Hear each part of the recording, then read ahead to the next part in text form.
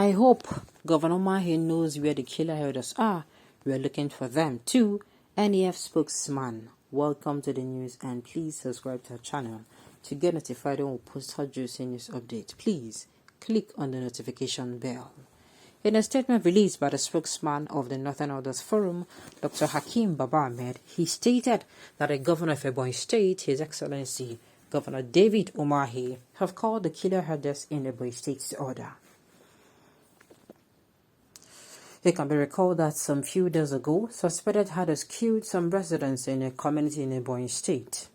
Reacting to the incident after the Ebonyi State government condemned the violence from the herdsmen, a Twitter user with the handle name Don Densati released a statement directed at Dr. Hakeem Ahmed saying, Dr. Hakeem Ahmed, hope you will call on the federal government to call violent herdsmen to order.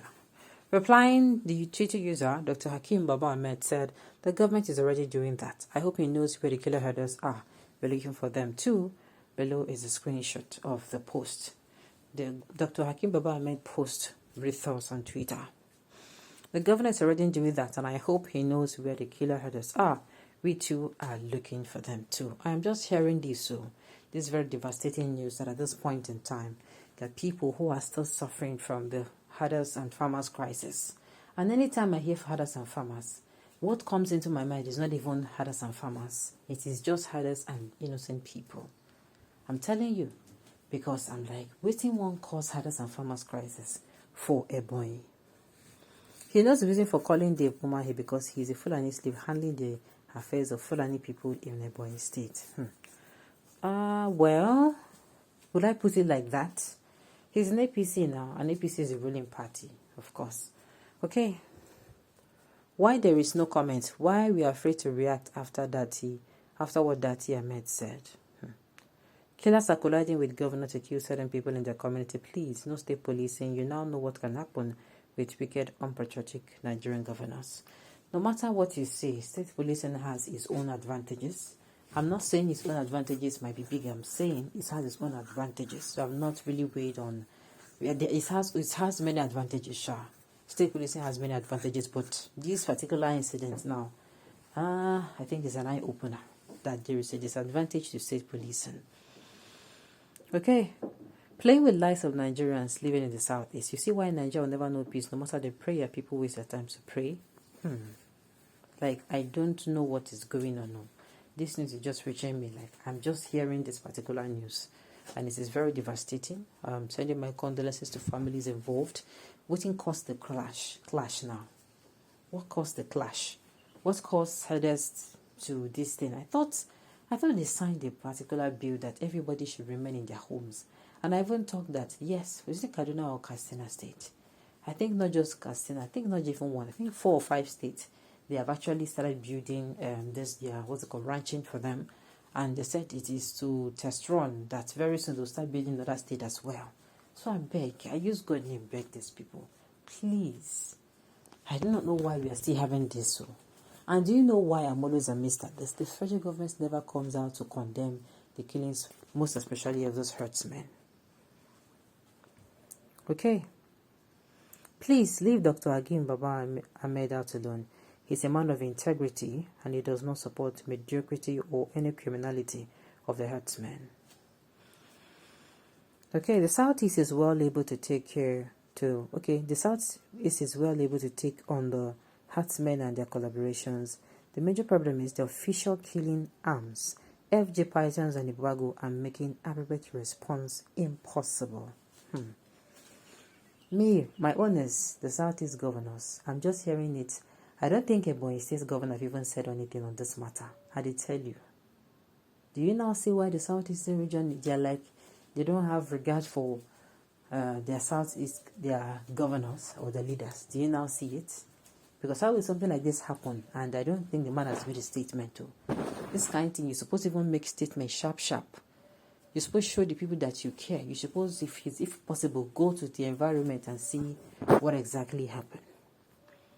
Okay. Very well spoken, and I actually know he does, but I keep wondering what they need to have a leader who cannot lead his people well, a speaker who cannot speak for his people and the rep cannot represent his people. We are not feeling it. So Dr. Hakeem Baba may said Buhari is doing that already, but the thing is, the truth of the matter is, we are not feeling it. Sincerely, people are not feeling it. Dave Umahi is a Fulani slave and they are working together to kill our people. And is that not ridiculous? If that is true, then there is a problem. Sorry for Governor Dave Umahi playing politics with the life of the people that voted me into office of Chief Security of the state. Let him go to Benue and Plateau State and see things for himself. This thing is not funny. Like I said, I don't even think that the governor of this particular state has come out to say, oh, my people,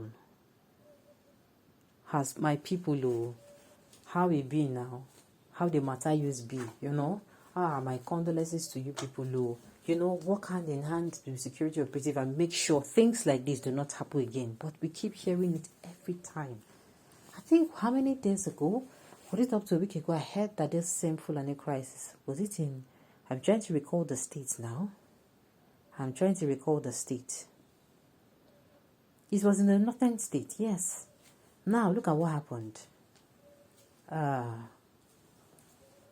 Okay, it was northern state, not days ago. Days ago, I was talking about how I read of a particular news article where a Fulani had attacked a farmer in his farm. And I think it was about, 2 years ago, 1 year ago, I read that article. I was just refreshing the memory because I heard of this Fulani, herdsmen crisis again. I said that a certain farmer was working in his farm. He no go thief. He did not go to steal. He was not lazing in the house. He was actually working on his farm. And there goes the Fulani man with his cow coming to his farm. And before you know it, the man in question, start resisting the man. You cannot come here now. You cannot come here. Look at my crops here. And before you even say Jack Robinson, they started fighting. It was a fight to be killed or be killed. Do you understand? And in self-defense, the Fulani man injured the farmer, and the farmer in return, in self-defense, killed the Fulani man. And then, do you know that this farmer was arrested? And taken to court. And as of last year, when I was reading that particular news article, where I almost cried, that farmer was sentenced to, is it death by hanging or life imprisonment? I think, and I was like, a lot of things was playing in my mind. I was like, have we gotten to the point in this country where these things happen? And it is just as if the government is giving these people, go ahead and slaughter as much as you can. Now, wow. I was shaking my head. I'm like, no, now. These people don't do this thing well. So, hopefully, we hope to get, most especially this election coming up, we hope to get someone that is going to come out and we're going to see the effect. We're going to see him come out and treat everybody equally. So what is wrong.